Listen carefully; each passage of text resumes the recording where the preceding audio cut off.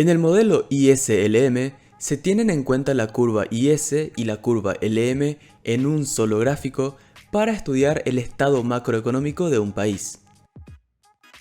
En el gráfico, el punto en donde se cruzan ambas curvas es el punto de equilibrio, en donde el mercado de bienes, así como también el mercado de dinero, se encuentran en equilibrio, a un tipo de interés I y PIB Y. En la macroeconomía, estudiamos la situación de la economía de un país entero, y con el modelo ISLM realizamos el análisis a partir de la situación del mercado de bienes y de dinero para decidir las políticas fiscales y monetarias a tomar, y evaluar sus efectos.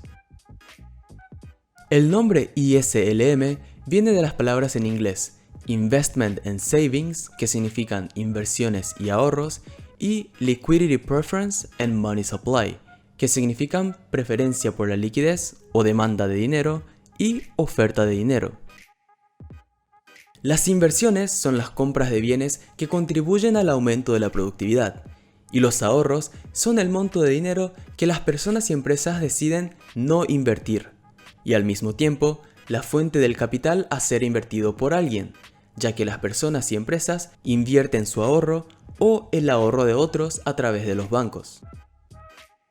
La curva IS es la que muestra las combinaciones del tipo de interés y PIB con las que el mercado de bienes se encuentra en equilibrio.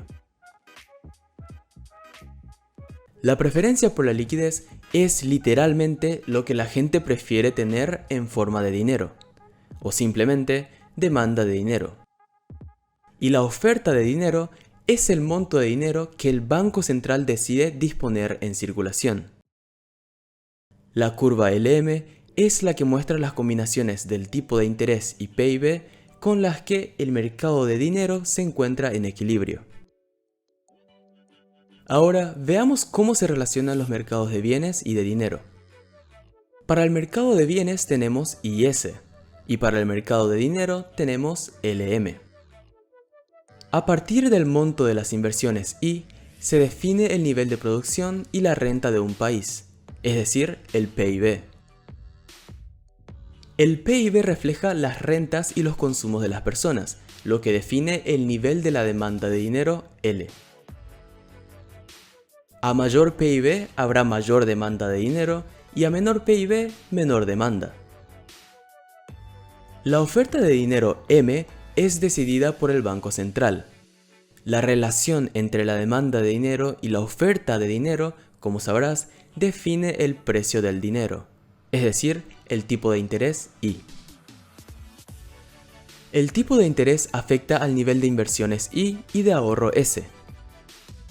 Cuando el tipo de interés es elevado, se reducen las inversiones porque simplemente resulta caro obtener dinero e incentiva el ahorro. Al contrario, cuando el tipo de interés es reducido, aumentan las inversiones, lo que vuelve a afectar al PIB, y así sucesiva e infinitamente. Ante las diferentes situaciones en el mercado de bienes, el gobierno puede intervenir a través de las políticas fiscales expansivas o restrictivas, manejando las recaudaciones de impuestos y los gastos públicos. Y ante las situaciones en el mercado de dinero, el Banco Central interviene a través de las políticas monetarias expansivas o restrictivas, manejando las tasas de descuento, el encaje legal bancario y las operaciones de mercado abierto. En síntesis, la curva IS muestra las combinaciones del tipo de interés y el PIB con las que el mercado de bienes se encuentra en equilibrio, y la curva LM muestra las combinaciones del tipo de interés y el PIB con las que el mercado de dinero se encuentra en equilibrio.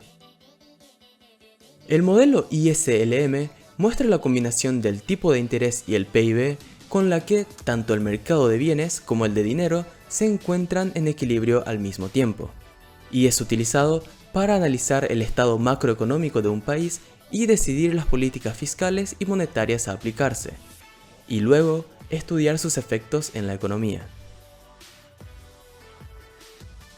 Esto fue el modelo ISLM. Muchas gracias.